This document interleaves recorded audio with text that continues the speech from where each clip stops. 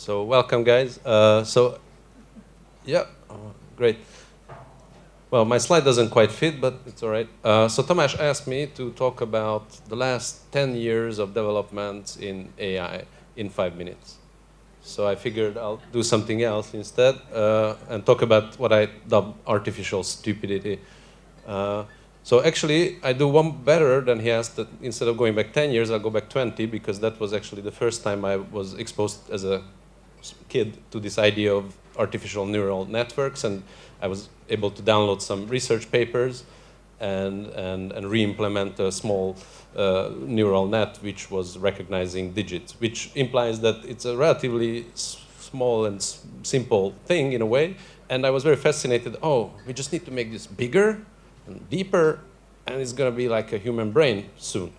Well, some years passed since then, and still we're very far from that, but there has, in fact, been some very, very exciting advancements in the last few years in the field of deep learning and all that. Some of you might have seen this type of thing where you can take your profile picture and run a neural net on it to hallucinate all kinds of things, so you can turn your profile pictures into a trippy nightmare.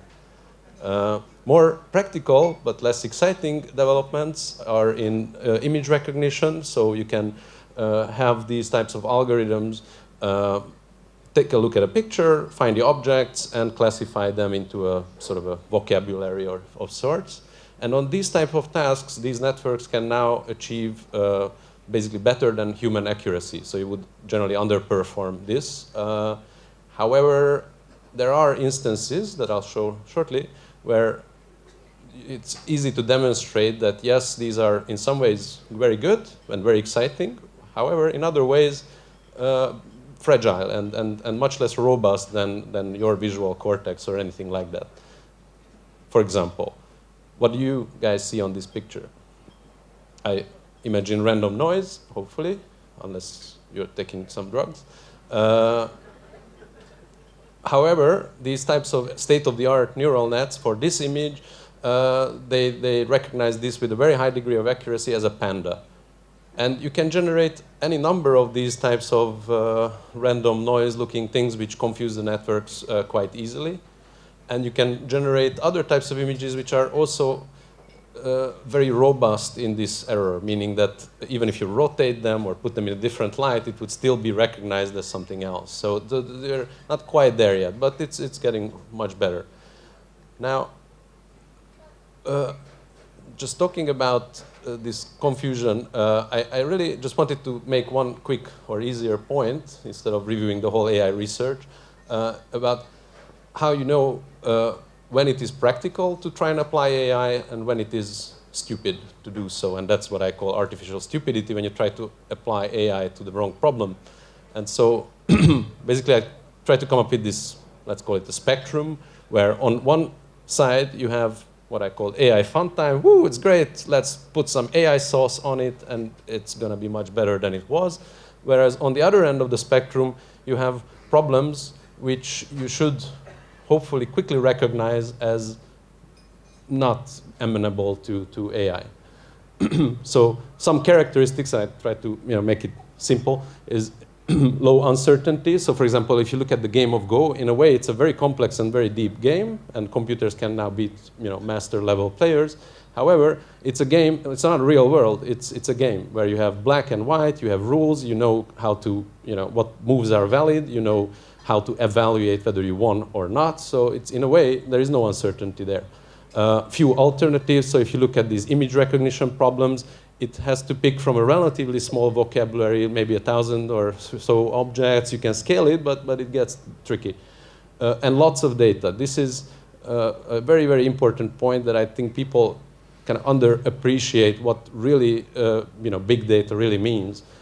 So if you think about Google, it's a company that has spent the last 10 years amassing orders of magnitude more cat and kitten pictures than anyone. And you and your startup won't have this type of data. Only very few companies have really, really lots of data. And it's hard to come by good, high-quality data. So you're going to probably have a harder time training such a network. And on the other end of the spectrum, there is, I see people trying to apply AI to problems that people already have a hard time with. Like you don't have a hard time with recognizing a cat or distinguishing it from a dog, or sometimes, yes.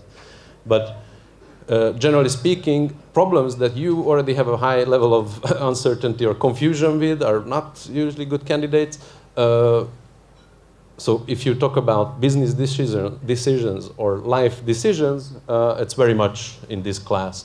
You have many alternatives and you have very little data.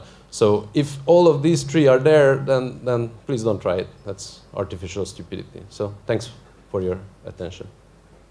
And I guess I'll take questions, which will need some light because I can't see anything. Any questions? You have, I have maybe 3 minutes or so.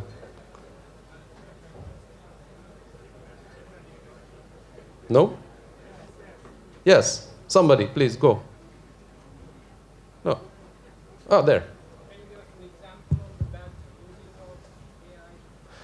So bad usages of AI, so basically what is on this side of the spectrum, I think it's a bit unclear sometimes, but companies try to apply it, as I said, to some deeper business decisions. You can recognize this when you are very confused about that problem, then as a business owner, for example, making strategic decisions, and I see companies trying to apply AI to this, it's more or less bullshit, or it's not going to work, or those are examples. But even I'm very skeptical of chatbots. So in some contexts, yes, if you're talking about a limited vocabulary context, you're talking about a very clear user support scenario where really it's not much more than just hit button 1 if you want this, or hit, these types of things will improve, but achieving a really human level conversation, I think there's still much more levels to cross. So any chatbot that tries to promise, and Microsoft Tay was an example where they put it out on Twitter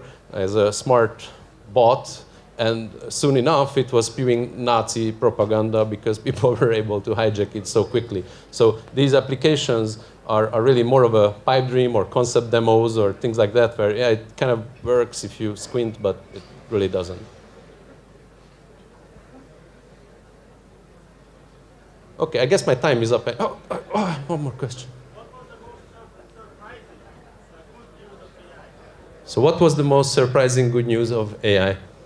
Well, I guess it depends on who you ask, but to me, really, it was this. Because this hallucination, well, first of all, I just like that kind of thing, but more importantly, it reveals something about sort of a similarity. You kind of recognize it as somewhat familiar.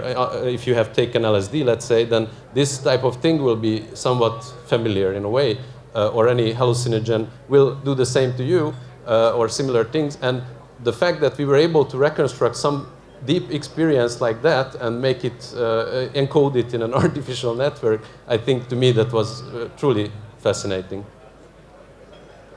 All right, so thanks for your attention.